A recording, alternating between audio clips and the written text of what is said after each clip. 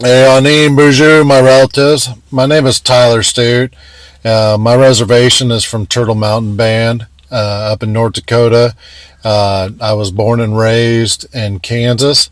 Today, I come before you not as someone who has it all figured out, but as someone who is humbly returning to the roots that gave me life. I'm opening up this Mishomis book by our respected Elder Edward Benton-Banai, a spiritual grandfather to so many. His words are more than pages. They are echoes from our ancestors, wisdom from the land, and warnings for the road ahead. Today I will be reading from the Seven Fires prophecy.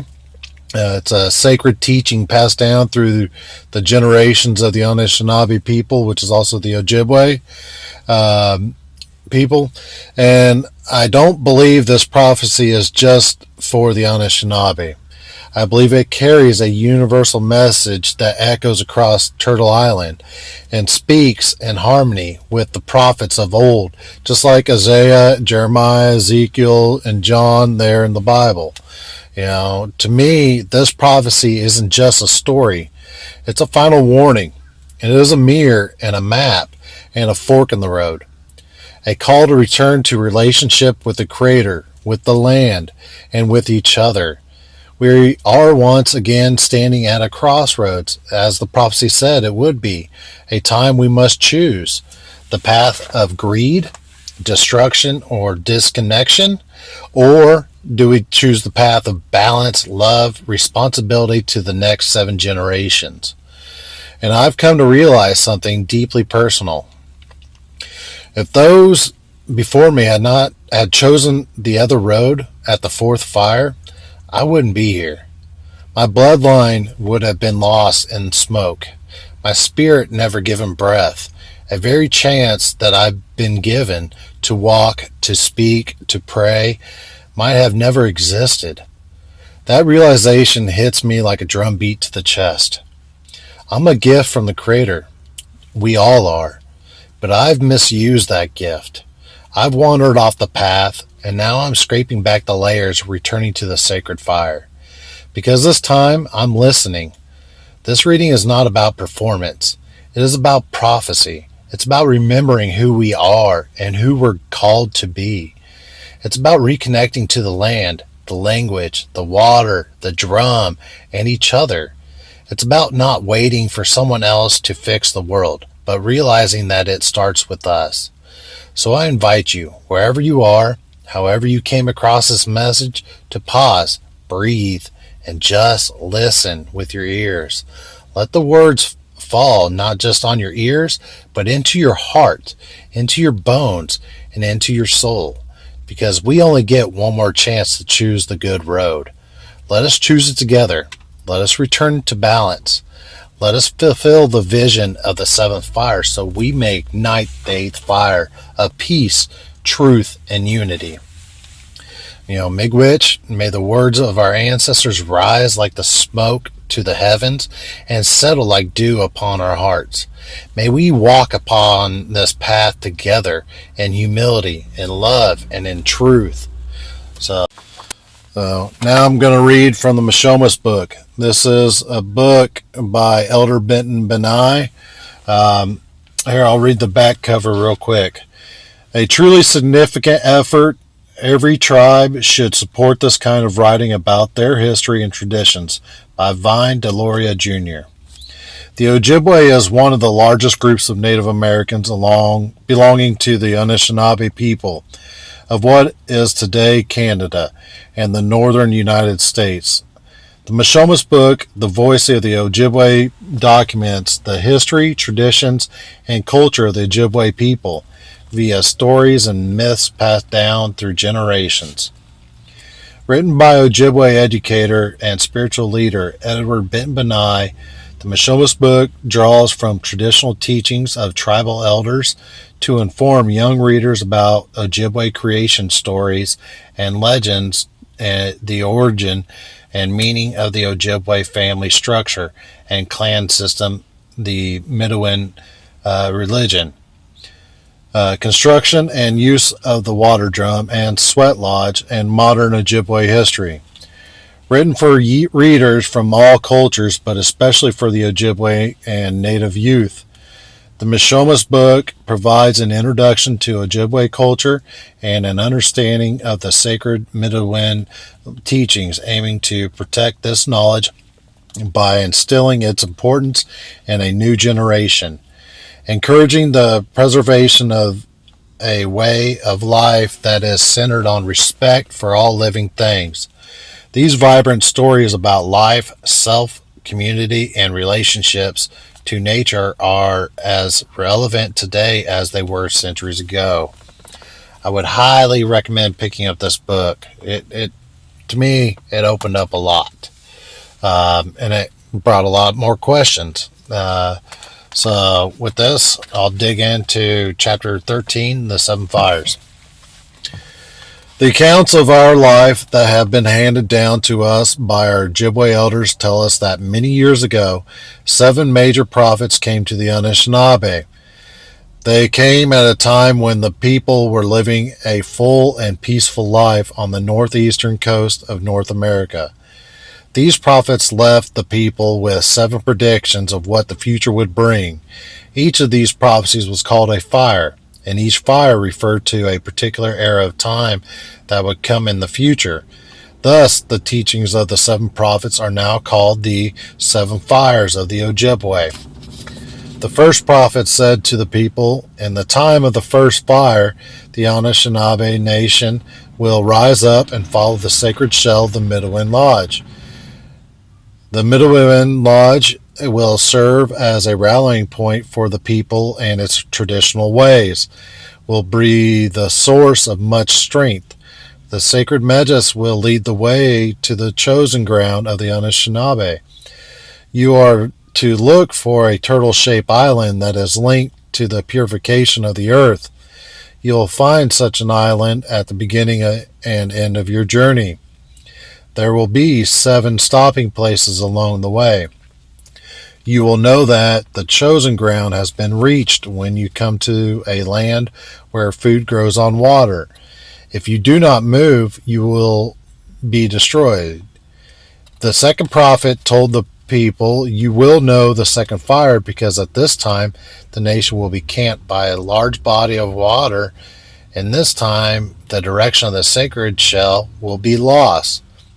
The Midewiwin will diminish in strength. A boy will be born to point the way back to the traditional ways. He will show the direction to the stepping stones to the future of the Anishinaabe people." The third prophet said to the people, "In the third fire, the Anishinaabe people will find the path to their chosen ground, a land in the west to which they must move their families. This will be the land where food grows on water." The fourth fire was originally given to the people by 2 prophets. They came as one. They told of the coming of the light-skinned race. One of the prophets said, "You will know the future of our people by what face the light-skinned race wears. If they come wearing the face of a brotherhood, then there will be a time of wonderful change for the generations to come. They will bring new knowledge and articles that can be joined with knowledge of this country. In this way, 2 nations will join to make a mighty nation. This new nation will be joined by 2 more so that the 4 will form the mightiest nation of all. You will know the face of brotherhood if light-skinned race comes carrying no weapons. If they come bearing only their knowledge and a handshake, if they come bearing only their knowledge and a handshake." The other prophet said, "Beware if the light-skinned race comes wearing the face of death. You must be careful because the face of brotherhood and the face of death look very much alike. If they come carrying a weapon, beware. If they come in suffering, they could fool you. Their hearts may be filled with greed for the riches of this land. If they are indeed your brothers, let them prove it. Do not accept them in total trust. You shall know that the face they wear is the one of the death, if the rivers run with poison and fish become unfit to eat. You shall know them by these many things. The fifth prophet said, in the time of the fifth fire, there will come a time of great struggle that will grip the lives of all native people. At the wanting of this fire, there will come among the people one who holds a promise of great joy and salvation. If the people accept this promise of a new way and abandon the old teachings, then the struggle of the fifth fire will be the people for many generations. The promise that comes will prove to be a false promise. All those who accept this promise will cause the near destruction of the people. The prophet of the sixth fire said, in the time of the sixth fire, it will be evident that the promise of the fifth fire came in a false way. Those deceived by this promise will take their children away from the teachings of elders. Grandsons and granddaughters will turn against the elders. In this way, the elders will lose their reason for living. They will lose their promise in life. At this time, a new sickness will come among the people. The balance of many people will be disturbed. The cup of life will almost be spilled. The cup of life will almost become a cup of grief. At the time of these predictions, many people scoffed at the prophets. Then they had medicines to keep away sickness. They were then healthy and happy as people. These were the people who chose to stay behind on the great migration of the Anishinaabe. These people were the first to have contact with the light-skinned race. They would suffer the most. When the fifth fire came to pass, a great struggle did indeed grip the lives of all native people. The light-skinned race launched a military attack on Indian people throughout the country aimed at taking away their land and their independence as a free and sovereign people. It is now felt that the promise that came at the end of the fifth fire was the materials and riches embodied in a way of life of the light-skinned race. Those who abandoned the ancient ways and accepted this new promise were a big factor in causing the near destruction of the native people of this land. When the sixth fire came to be, the words of the prophet rang true, as children were taken away from the teachings of the elders. The boarding school era of civilizing Indian children had begun. The Indian language and religion were taken from the children. The people started dying at an early age. They had lost their will to live and the purpose in living. In the confusing times of the sixth fire, it is said that a group of visionaries came among the Anishinaabe. They gathered all the priests of the Midewiwin Lodge and told the priests that the Midewiwin Way was in danger of being destroyed. They gathered all the sacred bundles. They gathered all the scrolls that recorded the ceremonies. All these things were placed in a hollowed-out log from the ironwood tree. Men were lowered over a cliff by long ropes. They dug a hole in the cliffs and buried the log where no one could find it. Thus, the teachings of the elders were hidden out of sight, but not out of memory.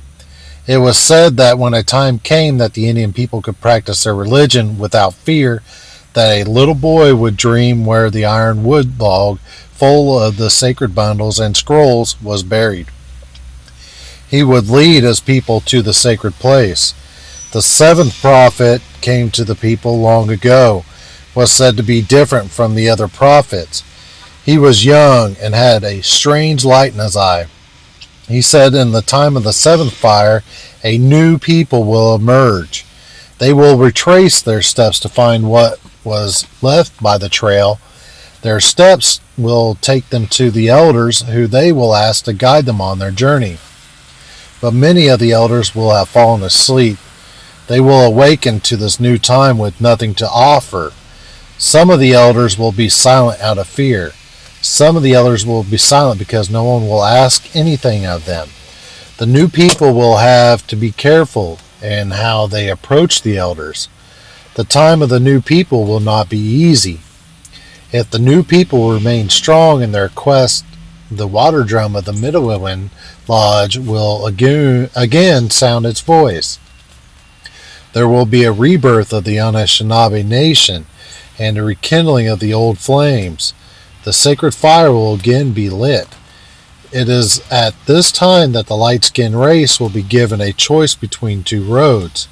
If they choose the right road, then the seventh fire will light the eighth and final fire, an eternal fire of peace, love, brotherhood, and sisterhood. If the light-skinned race makes the wrong choice of the roads, then the destruction which they brought with them and coming to this country will come back to them and cause much suffering and death to all Earth's people. Traditional Midway people of the Ojibwe and the people of other nations have interpreted the two roads that face the light-skinned race as the road to technology and road to spiritualism. They feel that the road to technology represents a continuation of the headlong rush to technological development. This is the road that has led modern society to a damaged and seared earth. Could it be that the road to technology represents a rush to destruction? The road to spirituality represents the slower path that traditional native people have traveled and are now seeking again. The earth is not scorched on this trail. The grass is still growing there. The prophet of the fourth fire spoke of a time when two nations will join to make a mighty nation. He was speaking of the coming of the light-skinned race in the face of brotherhood that the light-skinned brother could be wearing.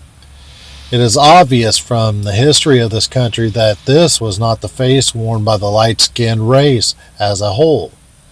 That mighty nation spoke of in the fourth fire has never been formed.